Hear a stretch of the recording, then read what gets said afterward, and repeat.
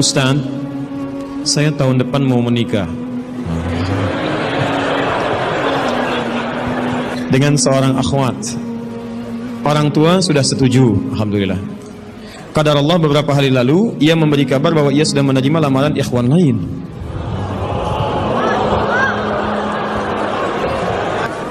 Padahal ana sudah sabar menunggu dia selama 4 tahun. Masya Allah. Luar biasa. Kita sudah capek-capek hampir 2 jam mendapatkan cahaya, antum jadi meredup lagi. Masya Allah. Saya sabar menunggu dia selama 4 tahun tanpa komunikasi. Ini masalahnya. Beri saya nasihat Ustaz agar saya bisa melupakan dia, agar ana bisa fokus kembali. Allahu Akbar. Agar saya bisa fokus kembali menghafal Al-Quran dan hadis. Ini ujiannya. Jadi pertanyaan saya, antum pengen menghafal Al-Quran dan hadis atau pengen menikah? Baik. Quran surah ke-57 Al-Hadid ayat ke-22. Quran surah ke-2 Al-Baqarah ayat 286.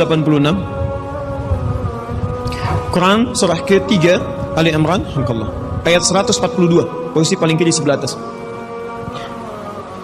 Taib. Saya mulai dari Quran surah Al-Hadid surah 57 ayat 22. Ma asaba min musibatin. Tidak pernah ditetapkan satu kejadian. Awas, hati-hati.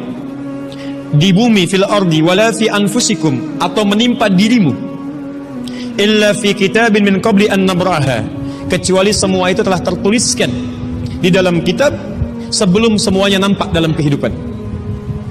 Ayat ini ingin memberikan gambaran bahwa semua kejadian-kejadian yang terjadi di muka bumi ini, termasuk dalam terkait aktivitas kita, termasuk dalam pencarian jodoh kita, semuanya telah tertuliskan, diatur oleh Allah Subhanahu wa taala. Singkatnya, semua ada dalam aturan Allah.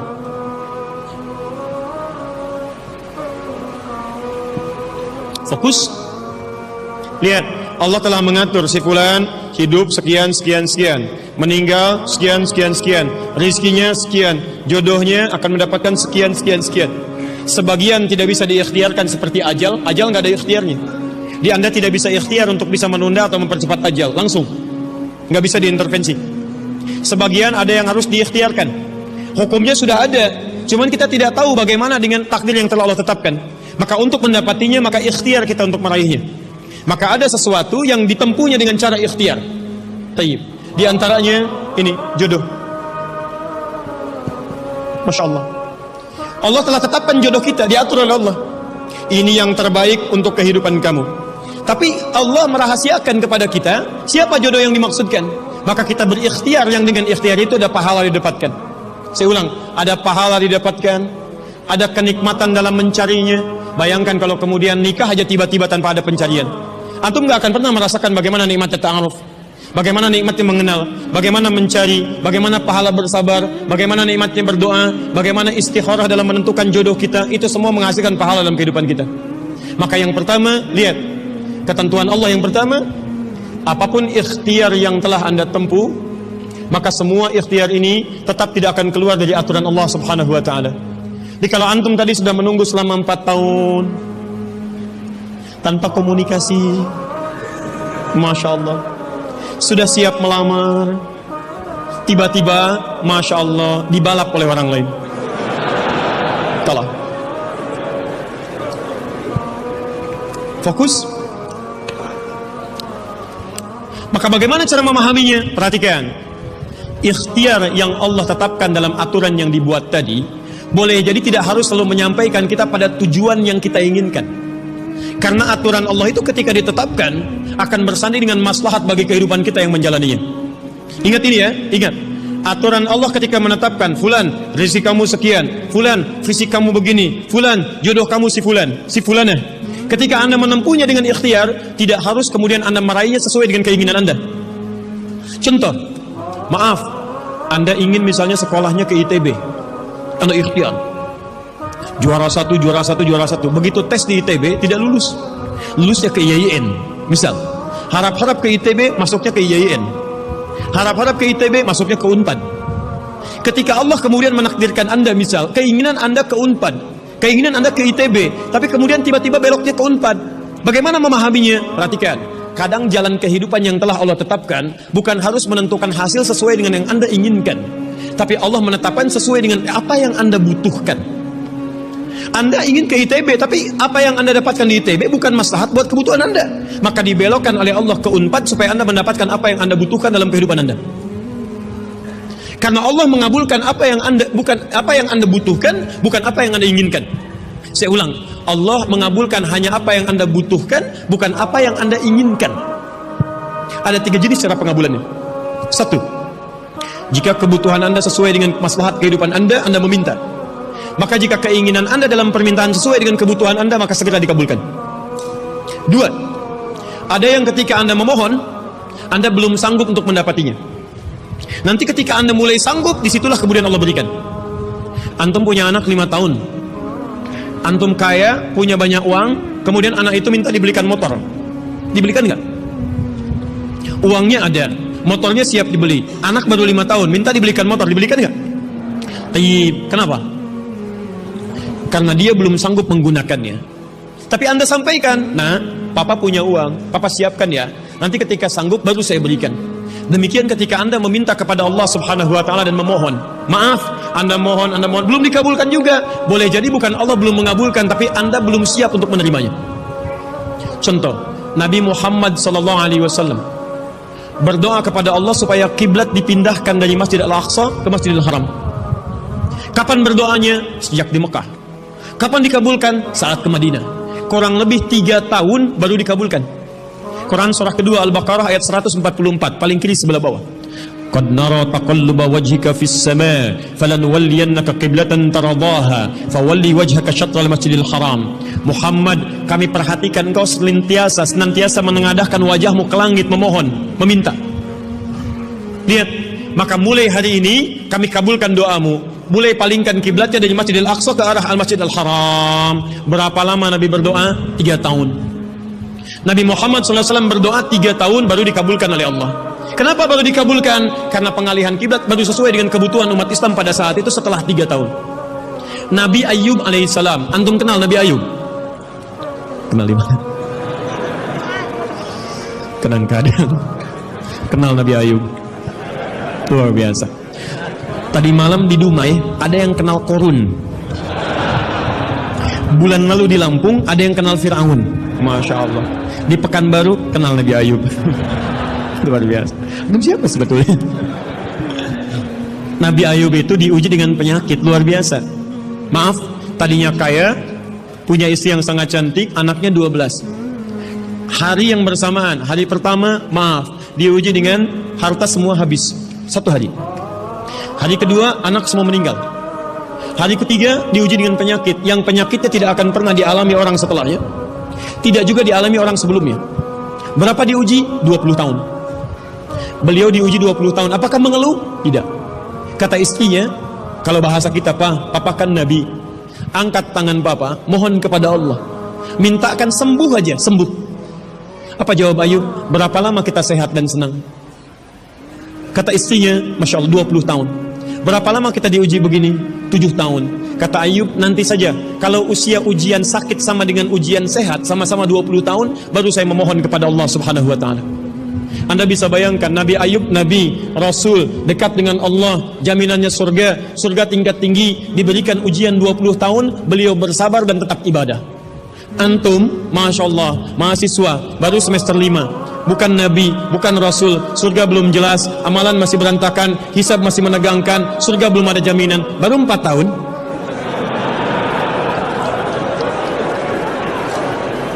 Itu yang terbaik buat antum. Yang terbaik. Jadi bukan berarti ketika Anda tidak mendapatkan dia, dunia hilang untuk Anda. Tidak. Banyak boleh jadi itu hanya titian ajaran dari Allah supaya Anda merasakan bagaimana nikmatnya ta'aruf, supaya Anda belajar bagaimana mencari yang lebih baik lagi. Lihat kalimatnya, Quran surah ke-24 ayat 26, at-tayyibatu lit-tayyibin wat-tayyibuna lit-tayyibat al-khabithatu lil-khabithin, sebelumnya wal-khabithuna lil-khabithat. Yang baik akan ketemu yang baik lagi. Yang kurang baik bertemu dengan yang kurang baik lagi. Menurut Anda, dia yang terbaik untuk Anda. Menurut Allah, dia bukan yang terbaik untuk Anda. Yang untuk Anda, ada yang lebih baik lagi. Anda mau menghafal Quran, Anda mau menghafal hadis, maka Allah akan kirimkan kepada Anda yang bisa menjaga Quran dan hadis Anda. Kalau dengan 4 tahun belum bisa menjadikan Anda mendapatkan yang terbaik, tunggu. Karena yang terbaik itu lebih daripada yang mulia akan mendapatkan masa yang cukup panjang. Al-Bukhari menulis hadis 16 tahun, kitabnya abadi. Orang menulis kitab 16 hari belum tentu abadi. Jadi ketika Anda diminta menunggu dalam masa yang cukup lama, sebetulnya bukan masanya yang ditunggu, tapi di balik penungguan itu bukankah di situ ada pahala? Tadi Anda katakan Anda rajin berdoa, bukankah di doa itu ada pahalanya? Anda rajin tahajud, Anda bersabar, Anda bermohon, Anda istighfar. Jadi yang diinginkan oleh Allah dalam penantian 4 tahun itu bukan Anda menikah dengan calon Anda sekarang, tapi Anda mendapatkan pahala yang berlimpah. Dan dengan pahala itu Anda siapkan Quran Anda, hadis Anda untuk membimbing pasangan Anda berikutnya. Paham sampai sini? Alhamdulillah. Jadi nggak usah kecewa ya, nggak usah kecewa. Baik, yang kedua, lihat kaidahnya supaya kita bisa sabar, ya, supaya bisa sabar. 2 Quran surah kedua ayat 286. La yukallifullahu nafsan illa, tidak mungkin Allah menguji seorang hamba kecuali dia sanggup untuk mengatasinya. Tidak mungkin Allah menguji seorang hamba kecuali dia sanggup untuk mengatasinya. Tolong baca kalimat ini dengan baik ya. Kalau Anda sedang punya masalah, seberat apapun itu, yakinkan kata Al-Quran, tidak mungkin masalah ini diujikan kepada Anda kecuali Anda sanggup. Jadi kalau Anda tidak sanggup, mustahil ujian ini dititipkan kepada Anda. Jadi kalau Anda sekarang misal sedang punya ujian seberat apapun, itu tandanya cuman Anda yang sanggup, yang lain tidak sanggup. Makanya tidak diujikan kepada pemuda lain, cuman Anda, karena Anda yang sanggup menanggung bebannya. Orang lain mungkin sudah naik ke atas atap tuh, loncat, tidak. Anda tidak. Karena cuman Anda yang mampu, bukan orang lain. Ketika Anda mengatakan, ya Allah, kenapa mesti saya yang diuji? Kenapa mesti saya mengalami? Why me? Kata Allah, why not? Kenapa tidak? Cuman kamu yang mampu, kamu yang harus dapatkan pahalanya, yang lain tidak. Cuman Anda yang jadi pemuda yang kuat, yang lain belum tentu. Tapi nggak usah terlampau bangga, langsung pulang dari sini bikin status. Memang cuman saya yang mampu, masya Allah. Pekerjaan. Ya. Yang ketiga, tetap ikhtiar. Quran surah 49 ayat ke-13. Jadi jangan sampai, maaf, ya, peluang Anda tidak mendapatkan yang tadi Anda telah harapkan, menjadikan Anda putus dalam berikhtiar. Cari, masih banyak perempuan semuka bumi. Masa tidak ada yang cocok untuk Anda?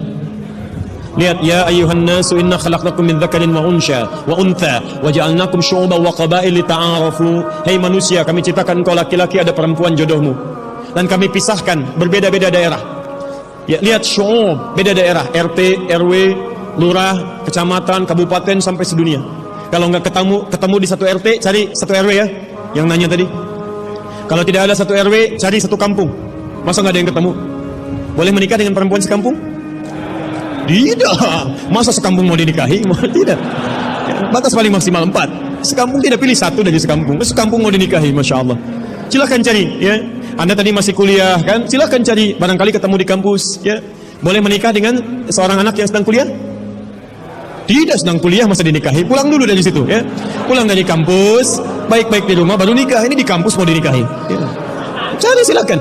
Nggak ketemu misalnya, mohon maaf ya, satu kecamatan, kabupaten. Nggak ketemu, beda provinsi. Anda orang Riau, mungkin jodoh Anda ada di Jawa. Cari, ta'aruf. Nggak ada di Jawa, ada di Sumatera. Nggak ada Sumatera, ada di Papua. Luas. Indonesia terbentang 5.200.000 km persegi, luasnya. Kata Ahmad Mansur Surya Negara, pakar sejarah, dalam bukunya Api Sejarah, halaman ke-19, paragraf yang kedua, baris 1 sampai 3, paling kanan sebelah atas. Luas Indonesia itu daratnya 2 juta kilometer persegi, lautnya 3.200.000 kilometer persegi. Daratan dan lautan, masya Allah, 5.200.000 kilometer persegi. Masa nggak ketemu? Pulaunya 13.677 pulau. Itu belum termasuk Pulau Gadung dan Pulau Gebang. Ada semua. Nggak ada di Asia Tenggara, nggak ada Asia Tenggara di Asia, nggak ada Asia Amerika, nggak ada Amerika di Eropa, nggak ada Eropa di Afrika. Masa nggak ada yang cocok? Kalau tidak ada, mungkin antum ahli surga, karena itu pun jodoh antum pun bidadari surga. Masya Allah. Tapi sebelum ke surga, baiknya menikah dulu di dunia ya. Ya, sebelum kiamat kurang 2 hari. Tuh, baik aja ada pilihan, masa antum tidak ada?